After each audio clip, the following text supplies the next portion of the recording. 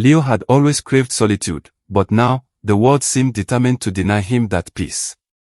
The sound of camera shutters clicking and reporters shouting his name became an all too familiar noise.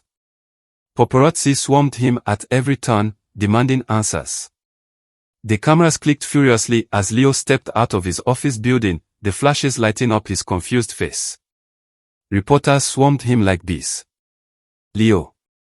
Is Sarah really your mother, or is it the woman from the award ceremony? One shouted. Who's your real mother, Leo? Another pressed, thrusting a microphone toward his face. Confusion clouded Leo's mind. The strange woman who had appeared at the award ceremony haunted his thoughts. Her desperate cry, "He is my son," echoed in his ears. Sarah's stunned expression and her silence afterward had only deepened the mystery. Leo sighed heavily, his mind racing. He had always been good at solving problems, his codes were elegant solutions to complex puzzles. But this wasn't a puzzle he could debug. This was messy, emotional, and utterly baffling. His usual strategy of staying silent wasn't working. The more he avoided the press, the more they pressed. Inside, Sarah sat in their living room, watching a news report about Leo's life. She clenched her fist. Enough is enough, she muttered. That evening, as Leo sat at his computer, deep into a coding project, Sarah placed a hand on his shoulder. Leo, she said softly. We need to talk. He spun his chair around, concern written on his face. What is it, Mom? She sat down beside him, her face pale but determined. Leo, she began, her voice heavy with emotion, there's something I need to tell you. Something I should have told you a long time ago. Leo tilted his head. Finally, the mystery around the woman from the award ground is coming to be unfolded.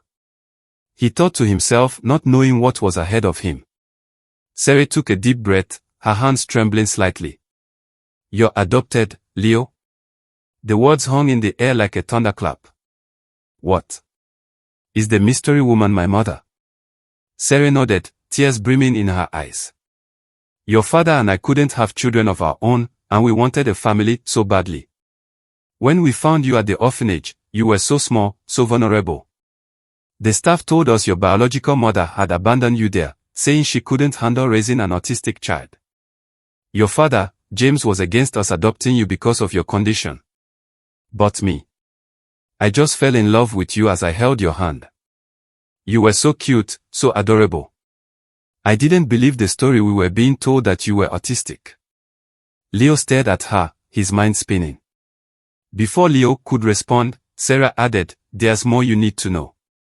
Your biological father, Kelvin, recently returned to Ghana after 10 years.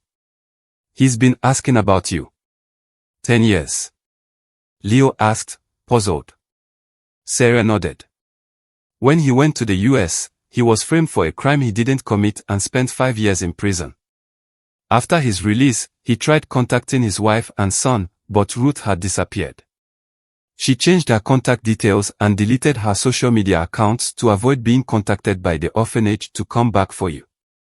Leo's mind reeled with the sudden influx of information. So, he didn't abandon me? No, Sarah replied softly. When Kelvin returned to Ghana, he demanded to see you. Ruth confessed to him that she had abandoned you at an orphanage because she was tired of raising an autistic child. She claimed your condition embarrassed her everywhere, and she couldn't handle it anymore. Leo's chest tightened. He felt like a puzzle with missing pieces finally coming together, though the picture they formed was far from comforting. Kelvin, your biological father, was furious and threw Ruth out of the house, saying she couldn't come back until she found you. Leo's emotions churned, anger, confusion, sadness, and a deep longing to understand. The next few weeks were a whirlwind. Despite his attempts to stay focused on his work, Leo found himself drawn into the storm. When he finally agreed to meet Kelvin, it was in a quiet cafe, away from prying eyes. Kelvin, a tall man with a weathered face, looked at Leo with a mix of guilt and hope. Leo, Kelvin began, his voice trembling, I know I don't deserve your forgiveness, but I need you to know I never wanted to leave you. I was framed, and when I got out of prison, I tried everything to find you. Leo studied him carefully. Why didn't you fight for me sooner? Kelvin's shoulders sagged. I didn't know Ruth had abandoned you until I came back. If I had known, his voice broke.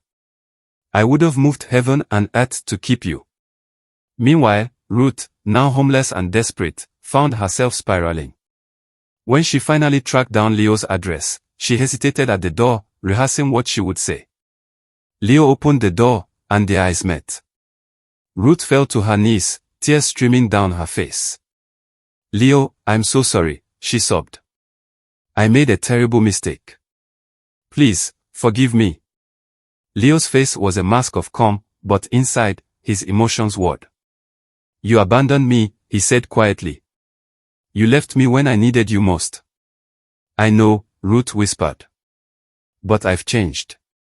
Losing everything has taught me what really matters.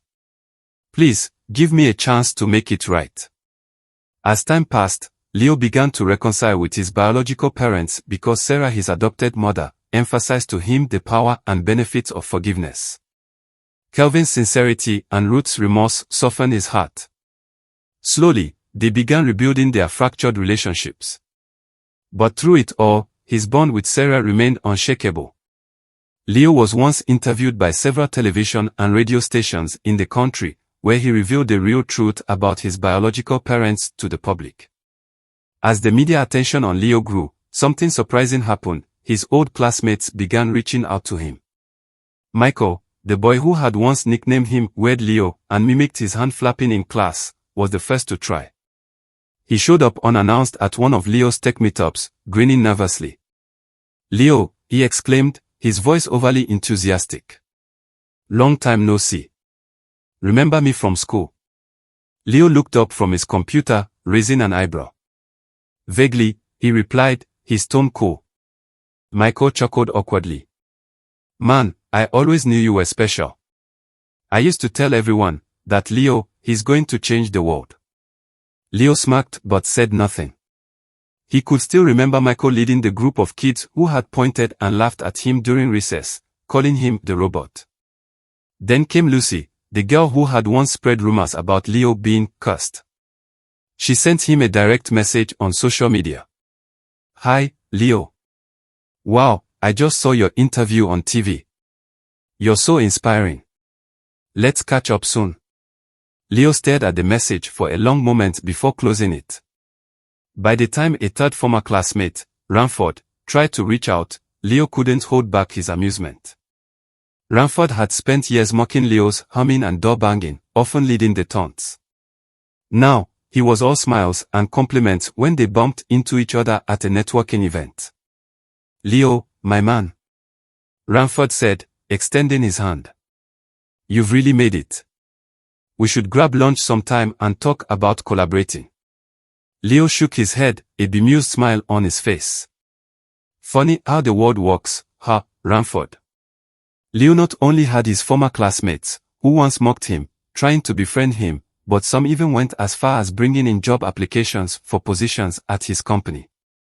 The irony wasn't lost on him. These were the same people who had laughed at his quirks and excluded him when he was at his most vulnerable. Instead of harboring resentment, Leo saw this as an opportunity to turn the other cheek and reply to their past unkindness with kindness. After careful consideration, he decided to employ many of them. For Leo, it wasn't about holding grudges or proving a point, it was about showing that forgiveness and compassion could break cycles of negativity. When one of his classmates, Peter, who had been the ringleader of the teasing, timidly approached him to thank him for the job, Leo simply smiled and said, "We all grow and change. Let's focus on building something great together." This act of grace not only earned him the loyalty of his team but also made his story even more inspiring to those who heard it.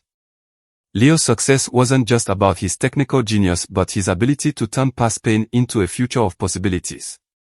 One evening, the entire family gathered for dinner: Sarah, James, Kelvin, and Ruth. They all marveled at how far Leo had come, sharing stories of his childhood and his journey to success. Kelvin raised a glass to Leo, the boy who coded his own path. Ruth chimed in, her voice thick with emotion. And to Sarah, who raised him with a love I could never match. Leo smiled, his heart full. He looked at Sarah, his eyes shining with gratitude. "You're my hero, Mom. No matter what, you'll always be my mother." Tears welled in Sarah's eyes as she hugged him. "And you'll always be my son, Leo." The evening ended with laughter and gratitude, a celebration of resilience and the power of love. Despite the pain and challenges, Leo's life had become a testament to forgiveness and the strength to rise above adversity. And as the family gathered for a group photo, Leo thought to himself, "No code I've ever written could have designed a life as meaningful as this. This is all God." He thanked God silently in his heart. The end. Hope you've enjoyed the story. Please like and subscribe to our channel for even more awesome stories. Stay blessed.